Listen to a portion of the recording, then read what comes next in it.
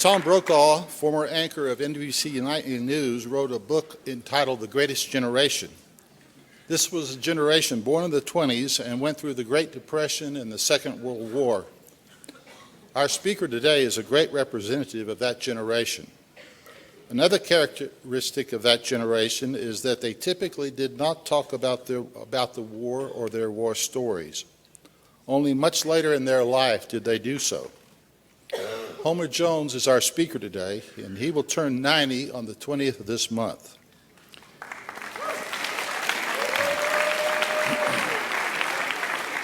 He is the second of 9 children. He and his wife Jo raised 5 children and will celebrate their 68th anniversary in June.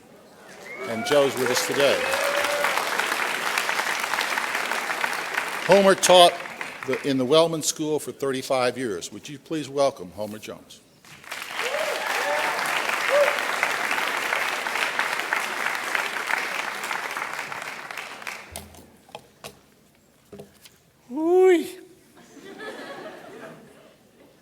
I taught school in a school of about 300 people, K through 12.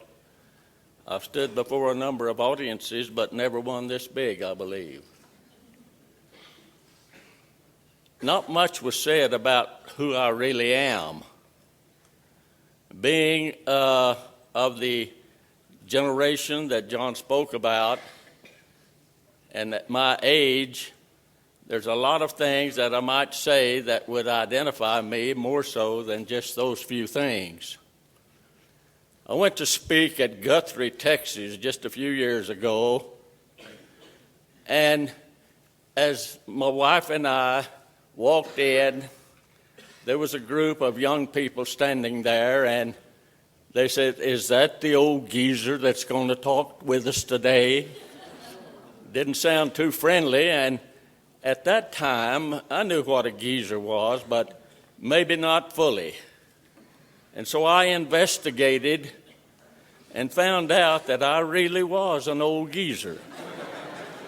And so I'd like to just, there's so many of you young men here that I hope you grow up to be as old as I am, and I hope that you become old geezers. Geezers are easy to spot. This is a slang for an old man. But at sporting events during the playing of the national anthem, they hold their caps over their hearts and sing without embarrassment. They know the words and believe in them. They remember World War I, the Depression, World War II, Pearl Harbor, Guadalcanal, Normandy, and Hitler. They remember the atomic age and Korean War, the Cola age, the Vietnam age, etc., etc. If you bang into a geezer on the sidewalk, he'll apologize and pass on the other side. And if he sees a lady, he will tip his hat to the lady. Geezers trust strangers and are courtly to women. They hold the door for the next person and always, when walking, make sure that the lady is on the inside for protection. Geezers get embarrassed if someone curses in front of women and children, and they don't like violence and filth on TV and in the movies. Geezers have moral courage. Geezers seldom brag unless it's about grandchildren at Little League or music recitals and so forth. This country needs geezers with their decent values and common sense. We need them now more than ever. It's the geezers who know our great country is protected not by politicians or police, but by the young men and women in the military serving their country in foreign lands just as they did, without the thought except to do a good job, the best they could, and get home to loved ones.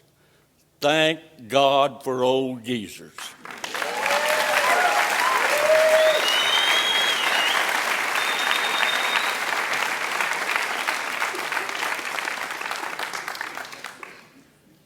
I'm limited on time, I understand, and I certainly do understand that as far as school is concerned. And so I'll be cutting short some things maybe that I would say if I had a little more time.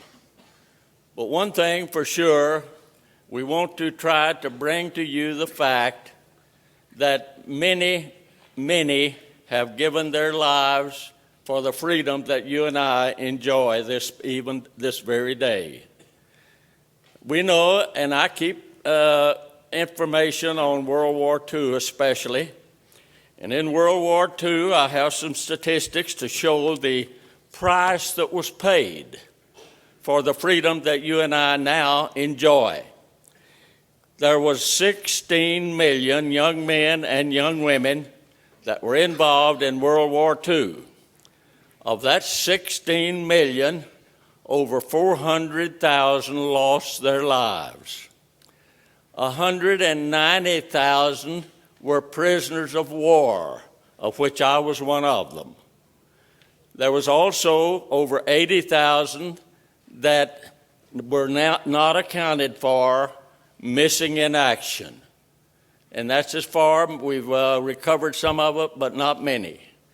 And also, even this day, we're told that approximately 1,400 World War II veterans will lose their lives. Also, as far as prisoners of war is concerned, we started out with the number of 190,000, and now even today, approximately 17,000 are still alive. I've been blessed.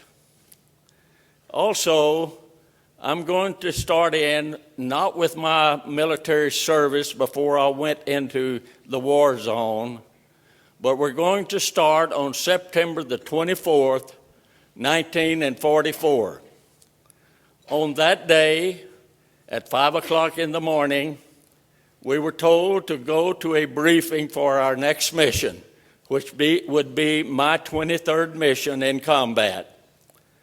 On that day, we were told that we would be going to Greece. We'd never gone to Greece. We'd be going to Greece, pardon me, to Saloniki, Greece.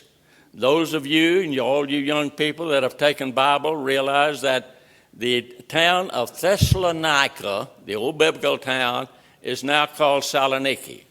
The Germans had it occupied, and we were going in to soften them up to try to help the British as they invaded and run the Russians out of Greece. On that day, only a few planes went in to bomb their marshalling yards, their railroad yards, and the docks that they had there. At 12 o'clock noon, we had rendezvoused and were all together. We hit the target. We dropped our bombs. Immediately after dropping our bombs, the plane in front of us got a direct hit in the bomb bays and just exploded. I'll just say right now, it was miraculous nearly that 2 of them from that plane were saved. The rest of them went down with the plane.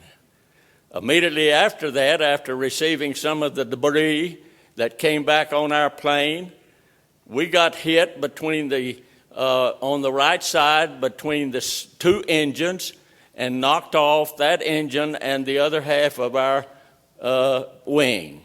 Our plane went into a tight spiral. It held us against the walls with the centrifugal force. We had a hard time getting things arranged, even though we had already received the notice we had to bail out.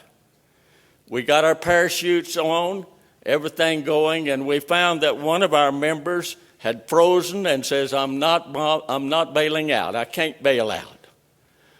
Leon and myself grabbed him, feet and arms, and dropped him out of the bomb bay. You've never seen such a reunion when we finally got together and he realized that we had saved his life. But anyhow, we all got out of the plane. We didn't know that our pilot, whether he got out of the plane or not, until after they got us all together and brought us in for interrogation. At that time, the pilot wasn't there. I'll just stop here and say that we found out later that he landed up in the mountains And 2 months later, after we had already gone out of there on our way to Germany, came back into the city and found a picture that the Germans had taken as a propaganda device, and he was able to recognize 4 of his members that were in that picture. Lilson F. Leon and myself were on the front part of that picture, and certainly it wasn't until later that that picture got to my family and they knew that I was still alive. We go ahead from there and say that we went into interrogation. They marched us down the street to take this picture and then put us into solitary confinement, each one of us, for 2.5 or 3 days. I don't recall exactly. This is where, as I tell young people, that's where I learned to cry. And you young men, you get into situations from time to time. It's not a sign of weakness if you cry at events and certain occasions, but I learned to cry, not knowing what would happen. The lowest point of my life, I suppose, realizing that I had lost my freedom. That whatever I did, whatever I might say, whatever I might do, from then on, and I didn't know how long, I was ruled by someone else. And I found that to be true, very true. I was a prisoner of war. After the 3 days in solitary confinement, they put us on a troop train. They'd got one together after we had bombed the railroad yards, got a train together, put us on a flat car, and we started, they told us, to Germany. And I won't say much on that trip, but it took a while, being strafed and bombed by our own American planes, but we made it nearly to Austria. On the Yugoslavian-Austrian border, we found that our plane had been bombed, the engine was gone, and they took us out, and we walked the rest of the way, not too far, but a day's walk on into Austria. There we were put in a prison camp that was for Russians, but it had a small blockade when they put us in there was 11 of us, 9 of our crew and 2 of the other crew, and there was 56 Americans and British in this enclosure. Very, very sparse as far as facilities were concerned. I'll just say this, that when I was shot down, or when we were shot down, I hit the ground. They took my shoes off of me. They took my .45 gun, pistol off of me. They took my watch off of me. And even after we arrived into the prison camp, I still was wearing nothing but felt electric shoes that we wore at high altitudes. But that's neither here nor there.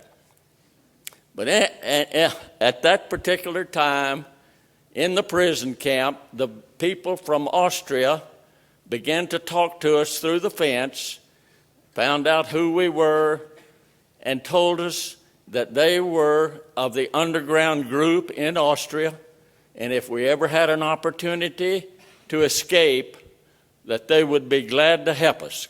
Even gave us exact instructions what to do if we got out and where to go. And on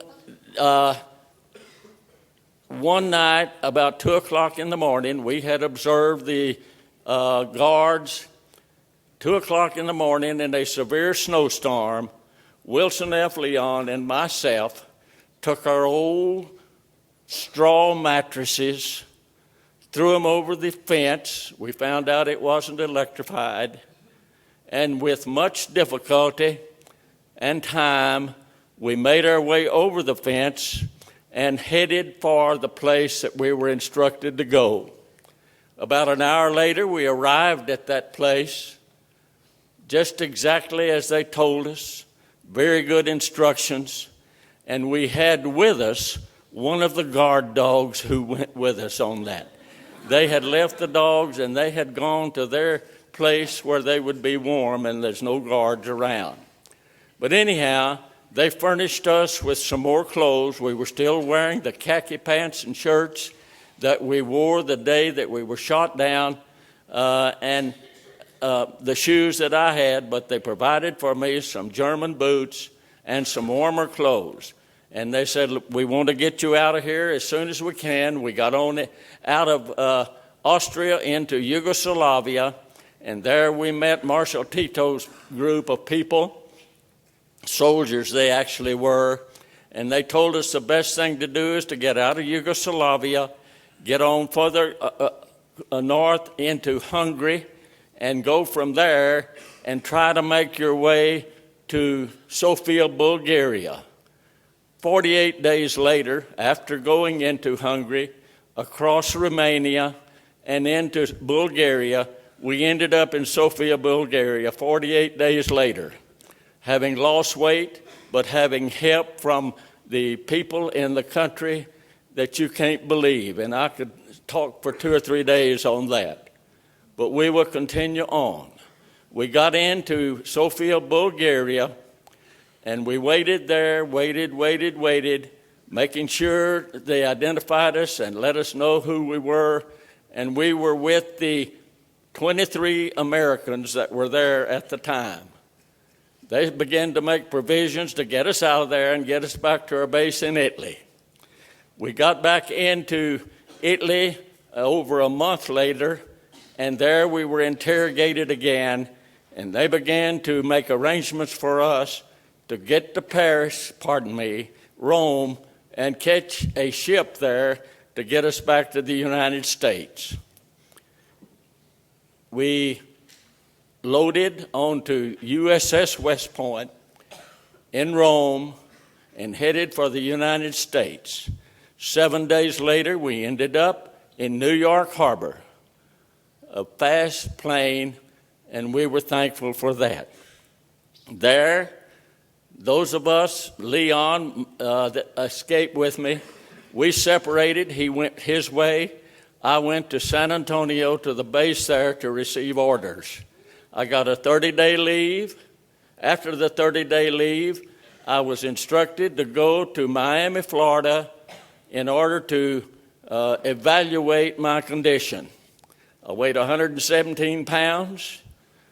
My mind's never been good, but it was somewhat less at the time. I was withdrawn, and they went there to evaluate us.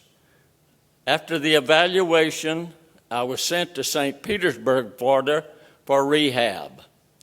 I was there for 2 months, and after 2 months, they felt like that I was rehabilitated enough to be able to get out of the Army's control, and they said, "Where do you want to go for your discharge?"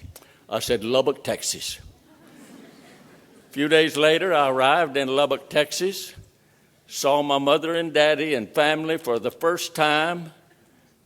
Hadn't had any kind of leave from the time I went in December of 1942 until that particular time, which was a little over 4 years, or nearly 4 years.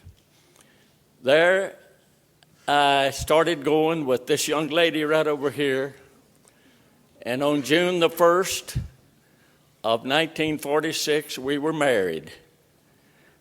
Backing up just a little, on January of that year, I started to Tech College. I graduated from Tech in 1948.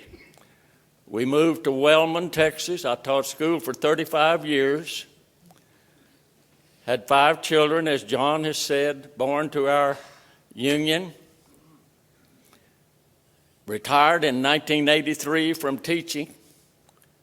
During that period of time, for 37 years, I preached to small congregations of the Church of Christ. And in all, Joe and I, my wife, will say that we have been blessed beyond measure.